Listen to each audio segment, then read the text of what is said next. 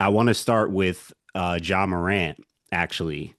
And when we talked before, you put out a really cool idea, I thought, about him potentially using the dunk contest as like a rebrand opportunity, which I just feel like is a golden idea. I don't know if that's a real thing in the pipeline, if anyone is really encouraging him for that, but I just feel like at the very least that should be something he's considering at this point. But I don't want to harp on the um like the fall from grace, so to speak, for Ja over the last couple of years. But I just kind of want to pose to you the question of like, what do you think it will take? Because now in Memphis, like the team, I was looking at their draft picks earlier since they drafted Ja. Like they haven't hit on draft picks. They haven't made any kind of real splash. Even I mean, they just got Edie, but like, we'll see what's up with that. But like historically, since Ja, they have not hit on any of their draft picks. They're not making, sexy moves out here. And obviously the stuff with his off court situations and his injury, and now he's not getting along with the coach and he's saying he's losing his happiness for playing basketball. It's like it's feeling like it's mounting now. So I'm just curious to you, like, what do you think it's gonna take for Ja to kind of turn things around, whether it's in Memphis or elsewhere? Winning. Winning in Memphis or somewhere else. I go back to my recent reporting over at Scoopy.com in the blog section where I quoted someone in the know that said to me point blank, period, excuse my French, that motherfucker loves Memphis. And Ja Morant was drafted there. And so if we hold true with that very reliable source shared with me to be true, in answer to your question, it would be winning in Memphis. Of course, you're playing in a very competitive Western Conference that includes any iteration of the Oklahoma City Thunder, the Los Angeles Lakers, the Houston Rockets, and the Denver Nuggets. That's a very competitive West. Um, I think the rebrand with Ja is just winning. I think winning shuts a lot of people up. Um, there's no indication on Ja's side that he wants to be traded. There was a tiff with his coach recently, and they've cleared that up both publicly and privately.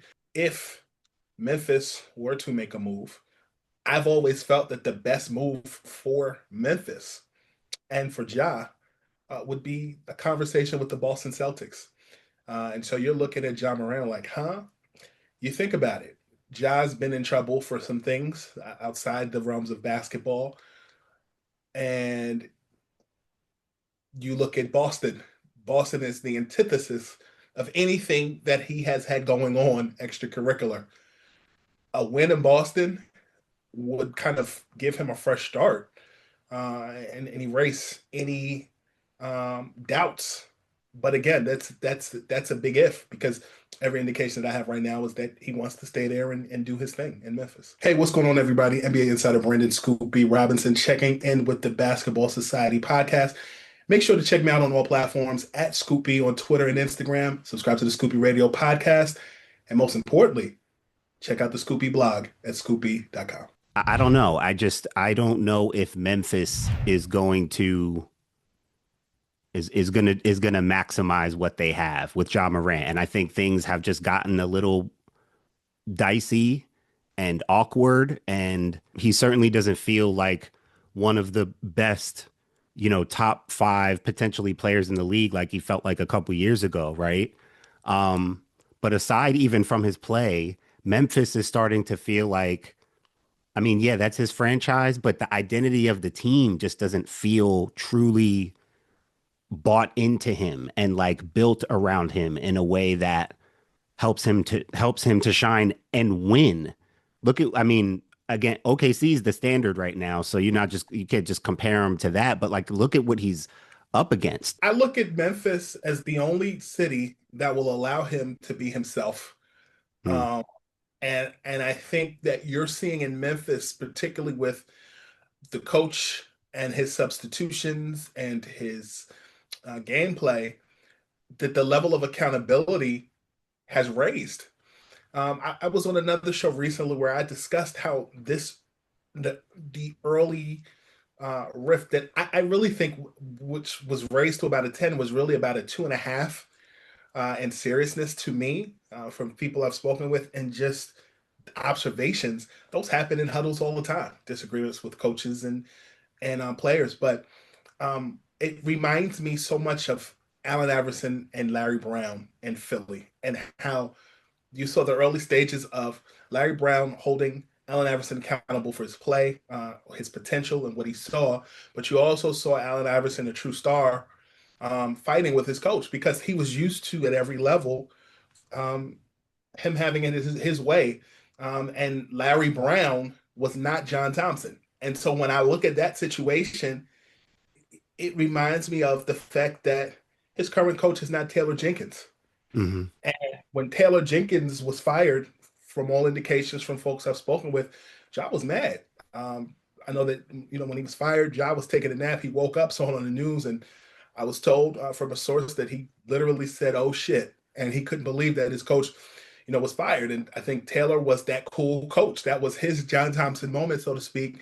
And now you have a new coach that is holding you accountable, and I would expect that to continue if he went to any other market. So him not wanting to leave Memphis is someplace that drafted him. It's a place that's home, and the spotlight is going to be on you. And depending on what team you get traded to, it might not be your team anymore. It's very Yeah. rare for the situation like Cleveland, where LeBron went to Cleveland the second time, and it was his team again, even though Kyrie was there. Is you go to Boston, and Kevin Garnett and Ray Allen were traded to the Celtics, and it was Paul Pierce's team, but it was Kevin Garnett's team too. So it's very rare that you go someplace and you inherit a team if somebody else is there. I just feel like Memphis is going to have to get creative here soon because again, their draft history, their free agency history, I mean, they are not they haven't been doing anything lately to make it to in terms of supporting Ja. Like if I mean, sure you want him to be great and first team all NBA, and all that stuff and be the superstar, but even his style of play, like he needs a complementary. And Jaren Jackson Jr. is good and he's been good, but I'm talking about like, better than good, like another elite level player. So I just find the circumstances and then the team not performing. And I know he signed through 2028. He's still relevant, but man, I mean, when you look at the people ahead of him, Anthony Edwards, Shea, Luca, KD in Houston. I mean, heck, you're hearing more about Cooper Flag in Dallas than Ja Morant right now. And Dallas at this present moment is not that good, because they're still Yeah, dealing with no, they're not good. They're not good, but Memphis is not considered really good either. They're not. They're every indication.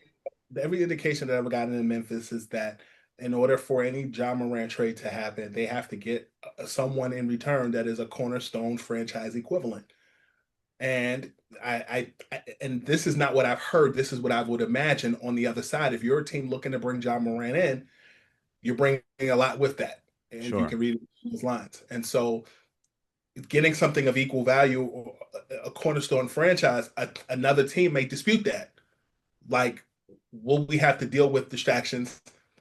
And I'm giving this up to you in return. Like, hypothetically, why would a Cleveland give up Donovan Mitchell in return for a Ja Morant? Of course, this is hypothetical. I'm thinking someone of that magnitude. So I think that would be any standstill in a conversation with a team, because you look at Memphis, Ja Morant sells tickets. Sure. Jaren Jackson Jr. and Ja Morant sell tickets. Jaren Jackson Jr. by himself with whomever, does that sell tickets? That's where I think it gets a little interesting. Yeah, that's the thing is that the market for Ja, that I mean, that is part of the challenge too. What is the trade market for Ja if there is a trade market? I mean, I'm sure there's at least a handful of teams that would be interested, but yeah, there are question marks. I wonder if that more so limits Memphis's thinking about it than like the actual idea of trading Ja, just the idea of like, hey, not that we're stuck with him mentality, but I mean, if you What if you are get in thinking that way, return that's a good person to be stuck with.